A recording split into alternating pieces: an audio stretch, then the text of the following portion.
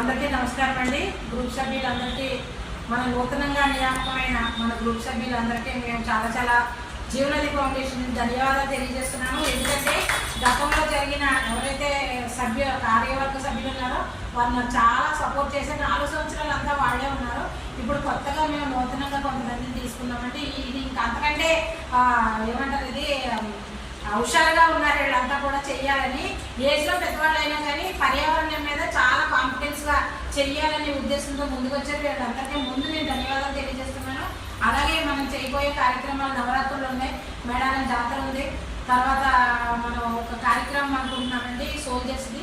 ఇలాంటివన్నీ కూడా మనం పర్యావరణం పనిచేస్తూనే అదర్గా మనం చేసే ఈ అవార్డులు ఇవ్వడం, ఎవరైతే ఉన్నారో వాళ్ళని గౌరవించుకోవడం చేస్తున్నామో.